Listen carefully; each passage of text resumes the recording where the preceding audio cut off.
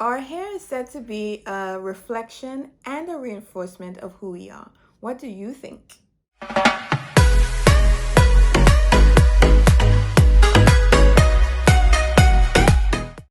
Hi style drivers, welcome to my channel. I'm Charla if you're new here. On this channel, I help women to hone into their personal style identity and curate systems that will enable them to execute effortless style. So if style, confidence, and purpose are your jam, you're gonna love it here. Stay tuned. I am not my hair. I am not your expectations now.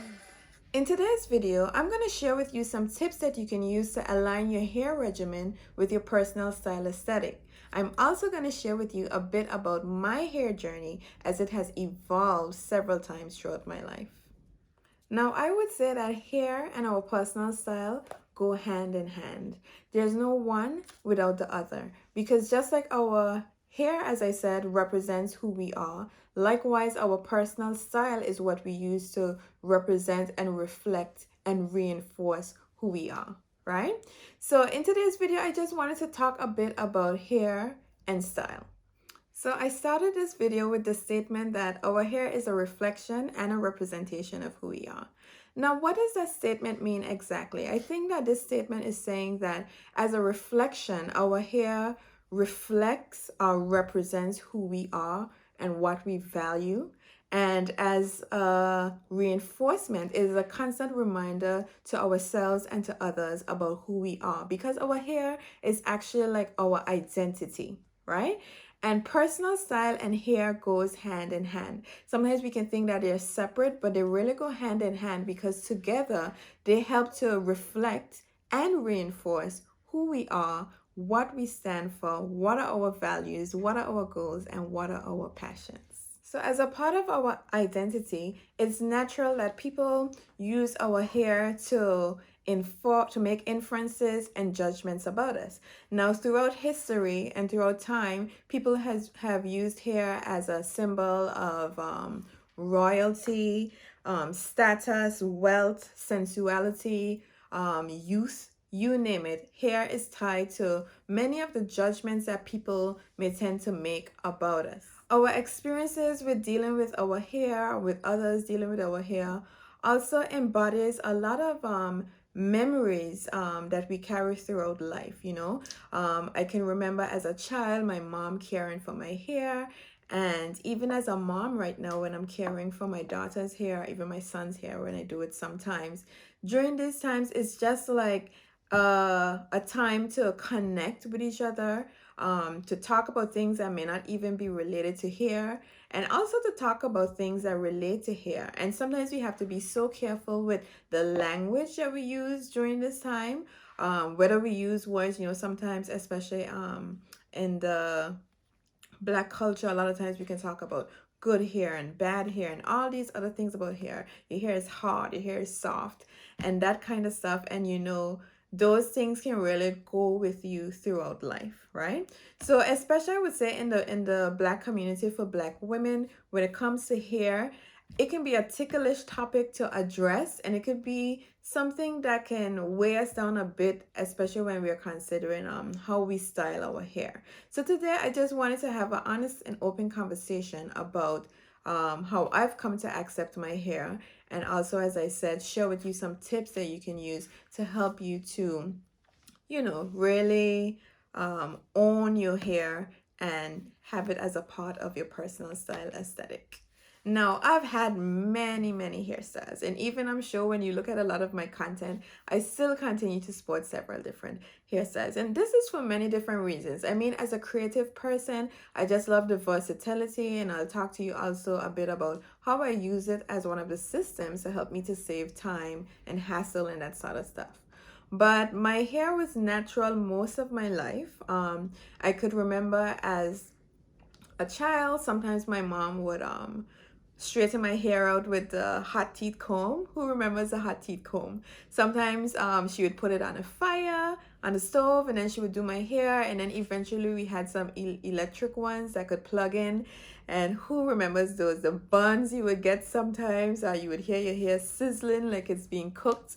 And over time, as I became a teenager, I learned how to do that for myself also. And as I really started experimenting with my hair and, you know, developing a love-hate relationship with my hair, it was really a learning experience for me, right?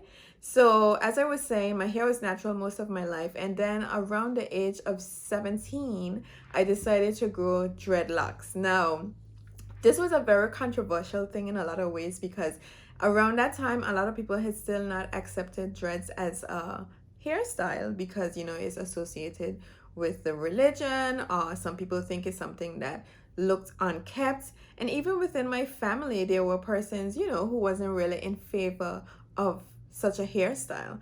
But I guess because I was like in that rebellious phase of my life, and it was like, who's gonna determine for me how I should wear my hair, I still pursued that hairstyle. And, you know, I remembered going through the process, and I just loved them. I used to go to the hairdresser sometimes to get them groomed, or else I would groom them for myself. I never really liked them overly groomed, but just groomed well enough. They were nice and golden, and I really and truly loved them, and they had really become a part of my identity. Now, I had them for about eight years, and I realized that they were so much a part of my identity that letting go of them was a thought that really scared me, right? And several times I thought about taking them out, trying something else, and I felt so trapped and, like, you know, so stuck with them because I think a lot of my confidence and my identity was so wrapped up in that hairstyle. And I remember just after I had my daughter, I think this was 2011. No, it was 2011. Right after I had my daughter, I remember thinking, I'm ready for a change. And I tried to unravel one of them in the middle of my head. And I unraveled it, and I was able to salvage quite a bit of my hair. And, you know, I decided to just do it bit by bit. I didn't sit down like all one day and do it one time because I was still like second guessing it. But when I had taken them out, it was just a sense of like freedom, a sense of like newness. I mean, I've heard people talk about, you know, when they cut their hair or change their hairstyle or take out their dreadlocks, that they feel like a brand new person and they can't describe it. And I always wondered, like, what in the world are you talking about? But I was able to experience that for myself. I just felt so rejuvenated. I literally felt like a new person, and it was just not an external thing. It was just an internal thing. Like, I felt so liberated. That would be the one word I would use to describe that. Now, prior to putting in the dreadlocks, I had never permed my hair. So when I took out the dreadlocks, I wore my hair natural for a year, and then I decided to embark on having it permed. And when I permed my hair, at first I thought I wouldn't like it. I grew in love with it, and I really loved it. It was, you know, easy, and it had like the quote unquote very polished look. And I wore that for quite a few years. I would also add extensions to it and do all sorts of stuff with it. And I really loved that portion of my life as well. Eventually, so I started to rock a little, what do you call it, like a pixie cut. And I really loved that as well. But deep down inside, I just keep thinking to myself that I wanted to go back natural.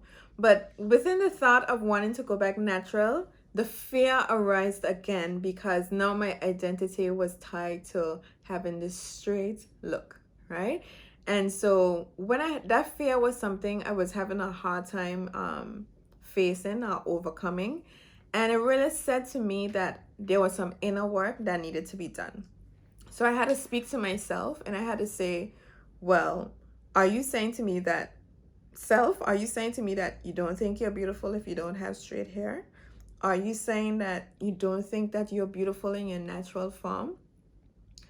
And honestly, at the beginning, the answer to that question was not yes, because I really had become so affixed with thinking that my hair needed to be straight to look beautiful and to look great. And so I remember one evening I had in some braids, and right after I take out those braids, I would go to get a fresh perm. So the night when I was taking out the braids, when I took out the first braid, I was in the bathroom taking them out. And when I took down the first braid, I decided to just cut off the straight end of my hair, right? And it was just like, am I gonna go through with this? And then I did another one, and then I did another one, and I was just in the bathroom by myself. And I remember when I finished it, I was like, what have you done? And I just stayed in the bathroom. I think at that time my husband was in the bedroom, and I literally stayed in the bathroom, kind of like afraid to come out of the room and face my husband, face my family with this new hairstyle. It's like I had to come to terms with it myself, right? So I stayed in the bathroom. I just looked at myself in the mirror. I spoke to myself. I affirmed myself.